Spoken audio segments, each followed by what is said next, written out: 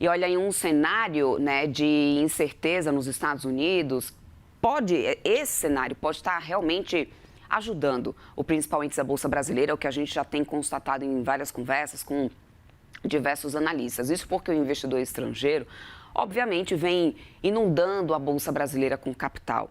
E para falar sobre essa potencial rotação de ativos de Wall Street para mercados emergentes, especialmente o Brasil, converso agora com Héctor Sanches, que é economista-chefe da Ativa Investimentos, já está aqui comigo. Héctor, muito bom dia para você, meu querido. Muito bom sempre ter você aqui na nossa programação. Oi, Débora, bom dia. Prazer estar aqui com vocês. Héctor, e quando a gente fala sobre essa rotação, né, de ativos, esse movimento de maior venda dos Estados Unidos, maior compra de emergentes, o Brasil tem se destacado aí, pelo menos no top 5, né, nessa preferência dos investidores estrangeiros.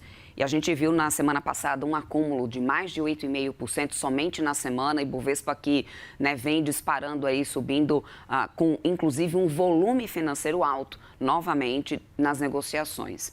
A pergunta que não quer calar, né, e acho que é a pergunta de $1 milhão nesse momento. Primeiro de tudo, temos fundamento para tanto?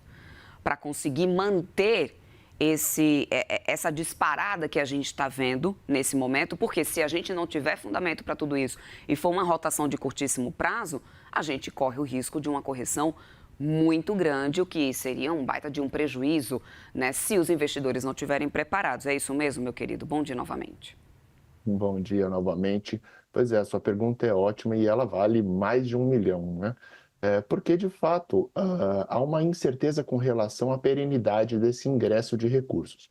Eu quero fazer primeiro uma distinção aqui entre o que é recurso novo, o que de fato saiu de lá de Wall Street e veio aqui para o Brasil, e o que já estava aqui no Brasil e migrou para a Bolsa. Há um movimento, né, que conforme você vai tendo uma expectativa de queda de juros, e hoje a gente está falando de, olha, pode ser que amanhã corte a Selic, pode ser que em março corte a Selic.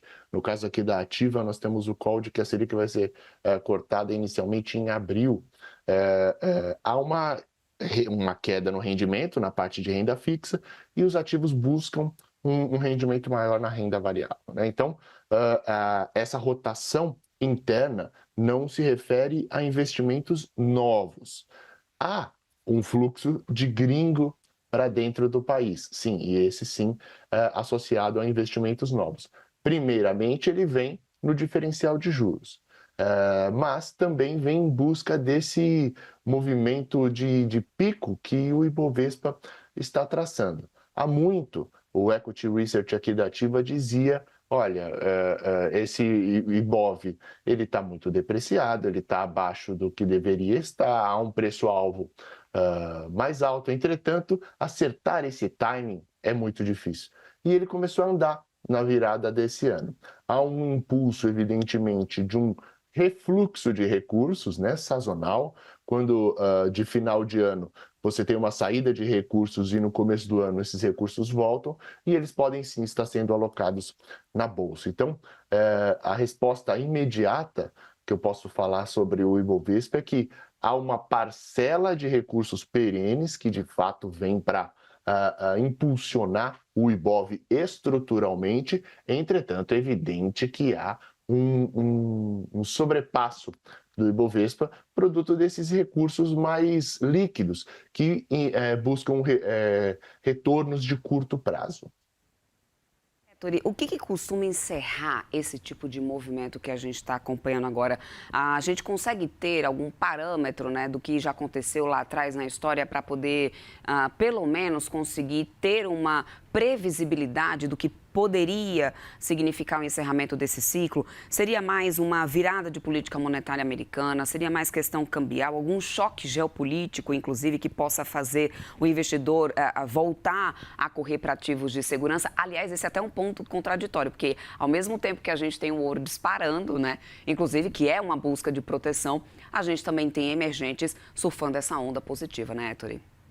Exato, Débora. São diversos fatores que afetam, né? Os vetores, cada um empurra para um lado, por vezes ativos, eles são combinados, né? Então, entrar em uma proteção do mundo no ouro, como você pontuou, mas buscar um rendimento menor aqui, né? um rendimento mais rápido, um rendimento que seja relevante no Brasil, pode ser algo que se combine, ainda que antagônico, se a gente for pensar estruturalmente. O ciclo em si, ele nunca finda, né? Ele vai girando, a roda vai girando, a roda da economia vai girando, e a gente vai vendo, olha, perspectiva de atividade mais forte, aí o pessoal vai migrando para uma renda variável para surfar resultado de empresas. Olha, se a atividade está mais forte, a inflação tende a subir, as expectativas de inflação se elevam, então o Banco Central vai subir os juros, eu vou migrar isso para uma renda fixa, e isso vai fazer com que a atividade enfraqueça, então eu saio da parte de cíclicos, como você pontuou, com a atividade mais fraca, o Banco Central ele vai estimular a economia, e isso vai fazer com que a gente migre de volta para a renda variável. Então é aquela roda, né? Um choque ele vem para quebrar essa roda no meio, por vezes inverter a lógica, ele subverte completamente esse processo que a gente vai falando do ciclo de crédito, né? Então, isso pode ser um fator externo completamente novo. Vou pegar o exemplo aqui mais emblemático, que é o caso de 2008, né, ali quando nós tivemos a crise do subprime. O ciclo estava muito bem desenhado, a gente vinha de um Lula 2 com crescimento pujante, ia entregando um bom rendimento, o Brasil ia ganhando aquele investment grade, era um ciclo muito bem desenhado. E aí veio a crise do subprime, um choque externo, quebrou o Brasil, ainda que o presidente Lula tenha dito que foi só uma marolinha, e de fato o Brasil não piorou tanto quanto os outros, mas o Brasil piorou, é natural, essa piora afetou o processo do ciclo de política monetária, desalinhando essa roda, né, da economia, como eu pontuei anteriormente. Mas isso volta ao curso. Então, os choques não permanentes, como é o caso de uma crise de um subprime, ainda que tenha sido longo, como é o caso de uma Covid, que também foi longo, mas foi algo pontual, eles desalinham, mas a economia volta a girar novamente nesse processo que é natural. O fim desse processo de up de bolsa pode se dar, sim, num processo, num momento mais tenso em termos globais, ou até mesmo em uma perspectiva mais aguda dos juros norte-americanos. Agora, Ettore, o Brasil tem sido beneficiado por esse fluxo, não, isso é um fato, mas a gente não lidera, por exemplo, o ranking de performance entre os emergentes. E aí eu quero entender do seu ponto de vista o que explica essa performance de Brasil relativamente mais contida. Eu diria o risco, né? O Brasil, ele é um país, aliás, os juros, apesar da gente reclamar, né? Olha, os juros está muito elevado, o Brasil é um país, o recorde mundial nos juros, os juros ele reflete o risco do país, né? E aí, quando eu falo risco, não está apenas associado ao CDS, né? O Credit Default Swap, né? Que seria o risco da gente dar um default na dívida, ou um calote na dívida. Não está apenas associado a isso. A gente está falando de risco jurídico, a gente está falando de casos emblemáticos que geram uma suspeita, casos, escândalos de fraude. Foi o caso do Banco Master, né, que ainda os desdobramentos, eles ainda nem foram totalmente descobertos, né?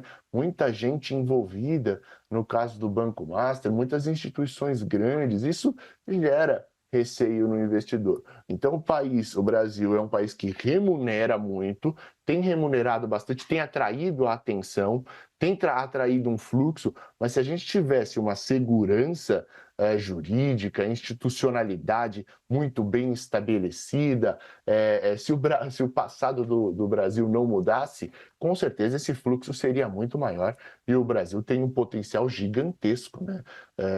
Seja por riquezas naturais, seja até mesmo pela população.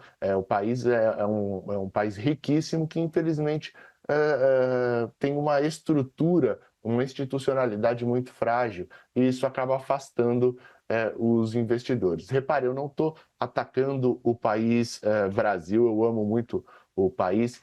O que eu estou dizendo é que, comparativamente, a estabilidade jurídica, fiscal, institucional de países, de outros países, é maior do que a brasileira.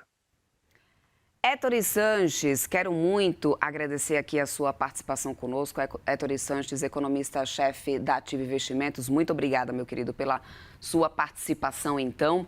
Sempre muito bem-vindo por aqui. Até uma próxima. Muito obrigado a vocês, foi um prazer. Até a próxima. Até mais.